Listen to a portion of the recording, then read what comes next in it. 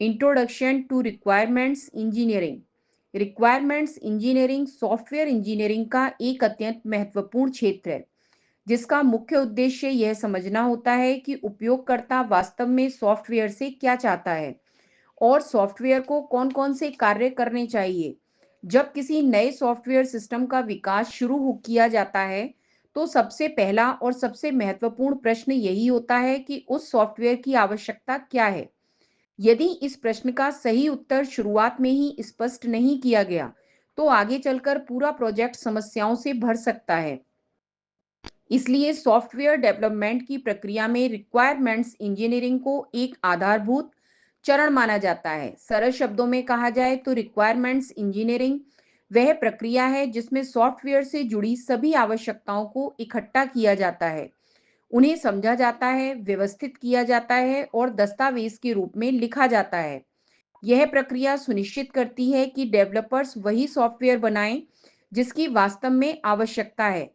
कई बार ऐसा होता है कि ग्राहक को अपनी आवश्यकता स्पष्ट रूप से पता नहीं होती या वह उसे तकनीकी रूप में व्यक्त नहीं कर पाता।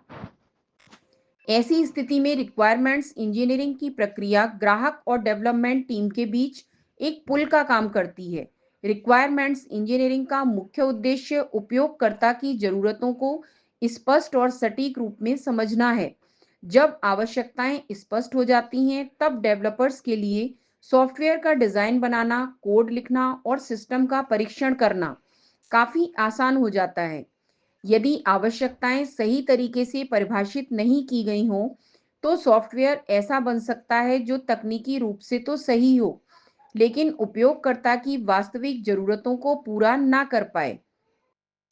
यही कारण है कि सॉफ्टवेयर इंजीनियरिंग में अक्सर कहा जाता है कि किसी भी प्रोजेक्ट की सफलता बहुत हद तक इस बात पर निर्भर करती है कि उसकी आवश्यकताओं को कितनी अच्छी तरह समझा गया है। रिक्वायरमेंट्स इंजीनियरिंग केवल आवश्यकताओं को इकट्ठा करने तक सीमित नहीं होती, बल्कि इसमें कई महत्वपूर्ण गतिविधियां शामिल होती हैं। इसमें उपयोगकर्ताओं और हितधारकों से बातचीत करना, उनकी जरूरतों का विश्लेषण करना, आवश्यकताओं को स्पष्ट रूप में लिखना और यह सुनिश्चित करना कि सभी लोग उन्हें सही तरीके से समझ रहे हैं, ये सभी कार्य शामिल होते हैं। इस पूरी प्रक्रिया के परिणाम स्वरूप एक महत्वपूर्ण दस्तावेज तैयार किया जाता है, जिसे सॉफ्टवेयर रिक्वायरमेंट्स स्पेसिफिकेशन कहा जाता है। यह दस्तावेज पूरे प्रोजेक्ट के लिए मार्गदर्शक का काम करता है। उदाहरण के रूप में, यदि किसी बैंक को एक ऑनलाइन बैंकिंग सिस्टम विकसित कराना हो, तो सबसे पहले यह समझना जरूरी होगा कि ग्राहक उस सिस्टम से क्या-क्या कार्य करना चाहता है, जैसे कि खाते की जानकारी देखना, पैसे ट्रांसफर करना, बिल का भुगतान करना और लेन-देन का इतिहास देखना। इन सभी आवश्यकताओं को विस्तार से समझकर लिखना ही रिक्वायरमेंट्स इंजीनियरिंग की प्रक्रिया का हिस्सा होता है। जब ये आवश्यकताएं स्पष्ट रूप से निर्धारित हो जाती हैं, तब डेवलपमेंट टीम के लिए सही सॉफ्टवेयर बनाना आसान हो जाता है। रिक्वायरमेंट्स इंजीनियरिंग का एक और महत्वपूर्ण पहलू यह है कि यह भविष्य में होने वाली गलतफहमियों और बदलावों को कम करने में मदद करती है।